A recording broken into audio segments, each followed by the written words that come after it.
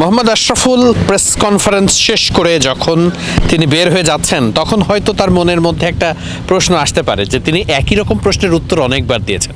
কারণ প্রেস কনফারেন্সে আজকে একটা প্রশ্নই ঘুরিয়ে ফিরিয়ে অনেকভাবে করা হয়েছে যে আজকে বৃষ্টির পরে বাংলাদেশ যেভাবে ব্যাটিং করেছে এটা কি একটু দ্রুত করা যেত কিনা, বা একটু রান রেটটা বেশি রাখা যেত কিনা, স্ট্রাইক রেট একটু বেশি রাখা যেত কিনা, এই ব্যাপারটা নিয়ে আশরাফুলকে বেশি উত্তর দিতে হয়েছে। এবং আশরাফুল যেভাবে উত্তর দিয়েছেন সেটাই কিন্তু যথার্থ এই জন্যই বলছি, আগামীকাল শেষ দিন, পঞ্চম দিন, এবং পঞ্চম দিনে 98 ওভারের মতো খেলা বাকি আছে, যদি আজকের মতো আবার বৃষ্টির বাগড়া না হয়। Lily premium gold soap 24 carat gold ও মাল্টিভিটামিন সমৃদ্ধ, যা ডার্ক স্পট দূর করে বাড়িয়ে তোলে স্কিনের দীপ্তিময় উজ্জ্বলতা।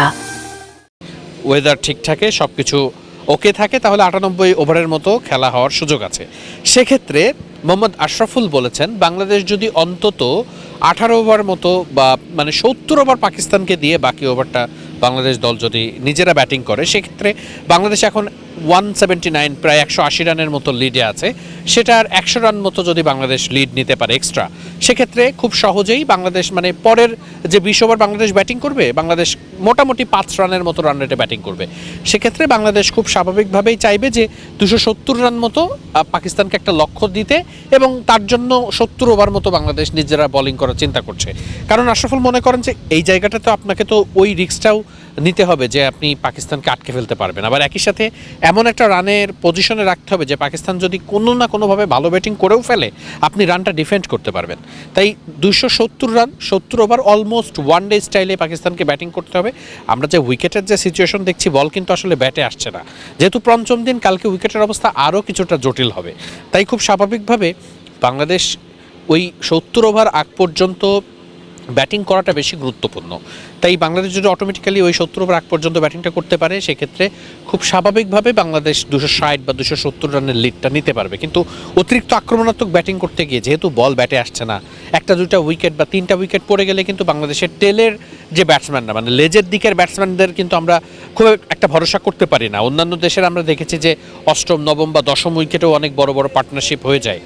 বাংলাদেশের কিন্তু সেটি হয় না। বাংলাদেশে আমরা সবসময় দেখেছি যে টেলের দিক থেকে খুব একটা রান আসে না। যখন নিচের দিকের রান আসবে না, তখন কিন্তু ওপরের দিকের ব্যাটসম্যানদের ওই পার্টনারশিপটা চিন্তা করতে হয়, ওইভাবেই তাদেরকে ভাবতে হয়। খুব স্বাভাবিকভাবেই বাংলাদেশ সেটি চিন্তা করেছে। আমরা দেখছি দিনের খেলা শেষে যে প্রস্তুতি থাকে, সেই প্রস্তুতিগুলো গ্রাউন্ডসম্যানরা নিচ্ছেন, কারণ খুব স্বাভাবিকভাবেই সারাদিনের বেশ বৃষ্টির কারণে একটা ধকল গেছে। আমরা তো মনে করি যে খেলা শেষ হলেই হয়তো বা কাজ শেষ, কিন্তু না, গ্রাউন্ডসম্যানরা এখন রাতভর কাজ করবেন, মাঠটাকে রেডি রাখবেন যাতে কালকে সারাটা দিন একেবারে টাইম টু টাইম খেলা শুরু হয় এবং পুরো দিন খেলার সুযোগ থাকে। তাই খুব স্বাভাবিকভাবেই আশরাফুলের ওই ব্যাখ্যাটার সাথে নিশ্চয়ই আপনিও একমত। বাংলাদেশ যেহেতু যখন ব্যাটিং করতে নেমেছিল 2টা উইকেট পড়ে গিয়েছিল, 2জন সেট ব্যাটসম্যান ছিল ঠিকই, কিন্তু আপনার তো এটাও মাথায় রাখতে হবে যে পরের যে 3জন ব্যাটসম্যান আছেন তাদের সবাই তো ভালো নাও করতে পারেন। মুশফিক বলেন, সেখানে আছেন মিরাজ আছে এবং লিটন দাস, তারা তো প্রত্যেকেই যে রান করবেন তেমনটি না হতে পারে।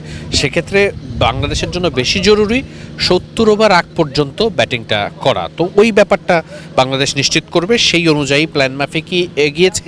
এবং গতকালকের কিন্তু ম্যাচ থেকে একটা শিক্ষার ব্যাপার আছে। গতকালকের দিন থেকে পাকিস্তান কিন্তু লাস্টে আমরা দেখেছি যে শেষের দিকে পাকিস্তান কিন্তু ওই বৃষ্টির পরের সময়টা ব্যাটিংটা খুব ভালো করতে পারেনি, এবং ওইটাই বাংলাদেশ নিশ্চয়ই মাথায় নিয়েছে। বৃষ্টির পরের কন্ডিশনটা খুব জটিল থাকে, সেটা পাকিস্তান যেভাবে খেই হারিয়েছে, বাংলাদেশ যাতে একইভাবে খেই না হারায় সেটা নিশ্চয়ই বাংলাদেশ দল লক্ষ্য রেখেছে। ঠিক একই কারণেই বাংলাদেশ খুব সাবধানে ব্যাটিং করেছে, এবং আমার কাছে মনে হয়, আমি ব্যক্তিগতভাবে মাঠ থেকে কভার করছি, মাঠের পরিস্থিতি বুঝতে চেষ্টা করছি, আমার কাছে মনে হয় সেটা যথেষ্টই ছিল, এবং মোহাম্মদ আশরাফুলও সেটি বলার চেষ্টা করেছেন বারংবার। মিরপুর শেরেবাংলা জাতীয় ক্রিকেট স্টেডিয়াম থেকে ওয়াহিদ মুরাদ, মিডফিল্ড।